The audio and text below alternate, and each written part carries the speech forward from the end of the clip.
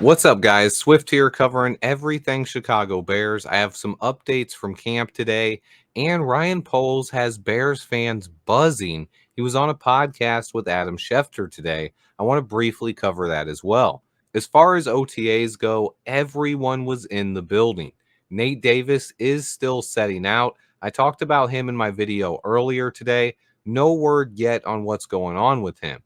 Montez Sweat did not participate in team drills, but he was ramping up and doing individual work on the sideline. Matt Eberflus said he expects Sweat to be a full go pretty soon. He's in excellent shape. It's important to remember OTAs are still non-contact. There's no pads. This is shorts and t-shirts type of stuff and installing the offense.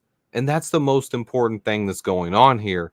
Teaching everyone on the offensive side of the ball the new concepts from Shane Waldron. I have a deep dive on Shane Waldron and why this offense fits Caleb Williams perfectly. Check that out Friday night. But that's the biggest thing they're doing right now, learning the concepts and installing the offense. Matt Eberflus, Cole Kmet, Keenan Allen, and Montez Sweat all spoke to the media today. Those interviews are available on the Chicago Bears official YouTube page. Keenan talked about building chemistry with Caleb Williams and how talented this offense is.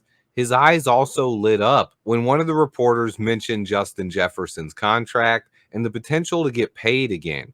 Definitely a chance that Keenan Allen walks next year, as some team could offer him upwards of $25 million a season. No need to worry about that now, though.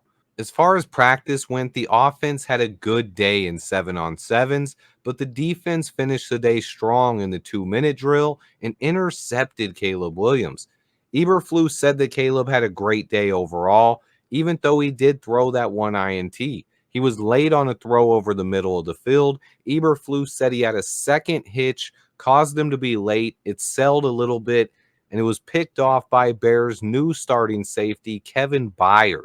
The defense would win the 2-minute situation. Sweat called out Jacob Martin specifically as someone who has stepped up and also mentioned Yannick Ngakoue as someone he misses.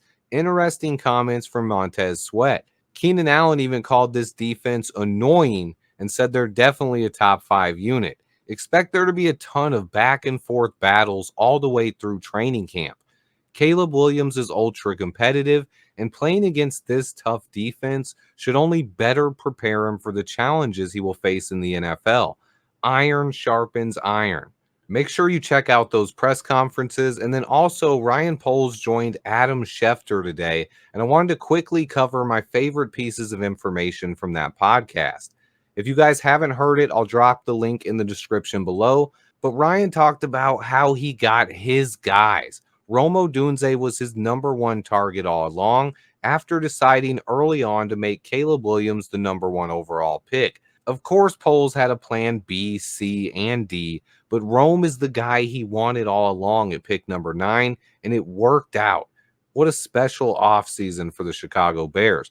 Poles also set out to not only fix the quarterback position, but fix this franchise overall, and I believe he's doing a magnificent job. But then Ryan Poles added some really interesting points about Caleb Williams that I want to talk about here as well. He talked about Caleb Williams' creativity, and that's what was so special about his game that Ryan Poles and I fell in love with. The best stars in every sport always bring a certain level of creativity to the game. Caleb Williams is no different. He brings a special blend of talent, confidence, and creativity that made him the perfect fit for the Chicago Bears.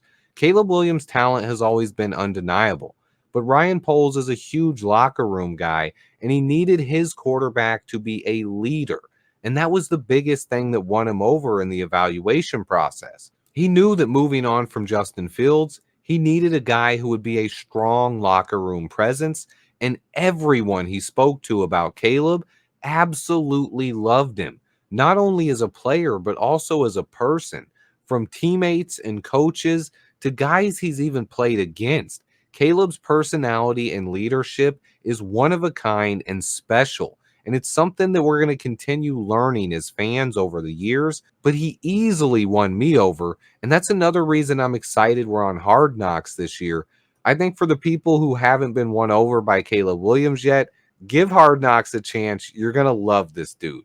And then Ryan Poles talked about one other really cool story. He blocked for Matt Ryan back when he was at Boston College, and he continues to this day to still have a close friendship with him. Poles said he spoke to Matt Ryan frequently throughout this process of drafting a quarterback and over the 2 years before that, and that he received some incredible feedback from Matty Ice himself.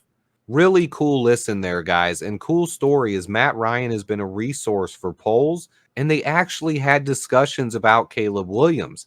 Matt Ryan even recognized Caleb's talent and pointed out how many things that Caleb could do that Matt Ryan himself cannot do on the football field. But it was a really good listen of Adam Schefter's new podcast. It's titled Bears Fans Are Buzzing, and it features an interview with Ryan Poles.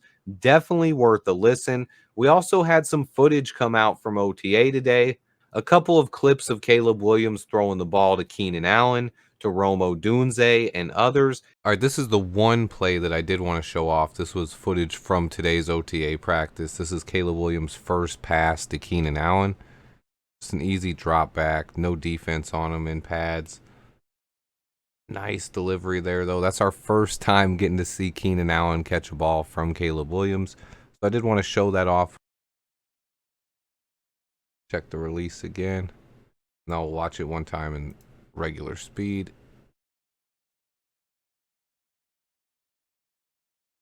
Money.